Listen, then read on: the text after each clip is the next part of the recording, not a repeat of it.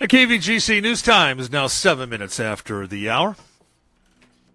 Well, top of the news for today, the Amador School Board met in a special session on Friday afternoon to discuss the impacts from the recent public safety power shutoffs on the county schools. One immediate concern is the school days lost to the power blackouts. A total of 6 instruction days were lost in the 2 October power shutoffs. The school board formally approved a resolution asking that these 6 days be excused from the normal state reporting process due to that emergency. While student attendance plays a key role in state and federal funding formulas that determine much of the school district's budget. State officials will have to determine how many days will be excused and how many will need to be made up. The school district current calendar has 2 makeup days, which are typically used for snow days during the winter. The state's decision will also affect dozens of school districts from all over Northern California affected by the shutoffs. The board also discussed further efforts to address the power shutoffs and prepare for more in the future, such as the district purchasing more generators or using existing solar power facilities in the district as a power source during blackouts. Also discussed were the possibility of keeping some school sites open during partial blackouts, offering school services off campus, and other topics like keeping the school district's food supply from spoiling during a blackout. Well, early Sunday morning, just before 1:30, fire crews from CAL FIRE, San Andreas, and Moke Hill Fire, along with a hand crew from Pine Grove CYA camp, responded to a vehicle fire off Church and School Streets in San Andreas. Now, when units arrived, they discovered a pickup truck and trailer on fire. Firefighters able to safely knock down the flames from the pickup without extension to vegetation, but the trailer was loaded with firewood, which took a bit longer to control. The fire was contained by 2 in the morning, with crews on scene for a few hours, taking care of mop-up. The cause of the fire, under investigation. And the Caples fire is now 100% contained at 3,435 acres, and there has been almost no change in the fire's size since October 18th.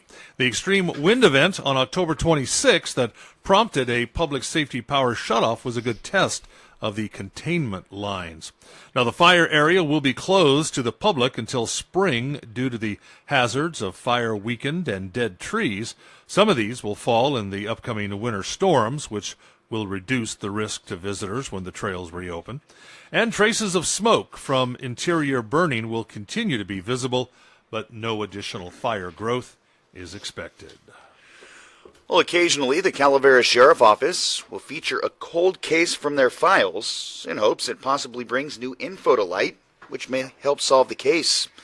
Well, the Sheriff Office has chosen to highlight the case of Mark Danchi, who was reported missing on June 2nd of 2015. Danchi was last known to be driving a blue 96 Subaru wagon with a yellow kayak on top, California license 4YMF103, and was last known to be in the Railroad Flat area. Now, it's believed he planned to go fishing in the West Point Wilseyville area prior to his disappearance. Cell phone records indicated the phone may have been used between Murphy's and Sheep Ranch. Extensive searches were conducted. No traces of Danchi or his vehicle have ever been found. Missing for 5 years, Danchi would now be 50 years of age. At the time of his disappearance, he stood 5'8", 190 pounds, had brown eyes and gray hair. Photos of Danchi are posted on both websites of KVGC and the Calaveras Sheriff Facebook page as well.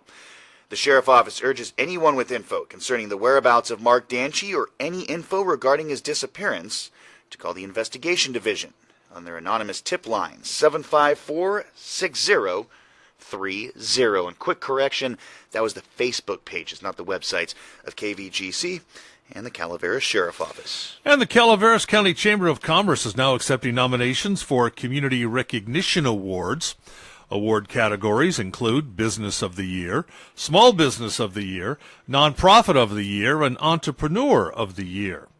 Each year, the Chamber awards outstanding members of the community based on the recipient's contribution to building the economic vitality, prosperity, and quality of life in Calaveras County. Award winners are chosen by committee and announced at the Chamber's annual dinner in 2020. Nominees must fit the criteria in their nominated category and be a Chamber member in good standing. For more info, visit calaveras.org. That's calaveras.org. The deadline for nominations is December 31st. And volunteers are needed for the Amador County Senior Tax Program. For the past 25 plus years, free tax services has been available here in Amador County. Beginning in December, orientation will begin for new prospective volunteers. In January, training will continue, which will include a discussion of tax law, the scope of the tax aid program, and practical application of providing the tax services. Now, while there's about a dozen volunteers returning from last year, new volunteers are always needed. If you're interested in helping people have a modest grasp of numbers and basic skills of working with a computer, this program may be for you. The December orientation classes are held December 9th, 11th, and 12th. The training begins on the week of January 13th, generally lasts about 4 days. Now, during the tax year, your commitment is 1 to 2 days a week, ending the week of April 15th. If you want more info or interested in volunteering, call Al Bierce at 267-0855 or Rick Spreckle at 296-2771. And the regular season of Mother Lode League football came to an end on Friday night with Amador, Calaveras, and Sonora tied for first place. All three now move on to postseason play. Amador, the third seed in Division 5, has a first-round bye. Sonora, the fifth seed in Division 6, also has a first-round bye. Calaveras, the sixth seed in Division 6, will face Western Sierra Collegiate Academy from Rockland this Friday at Frank Meyer Field in San Andreas, and the KVGC crew will be there.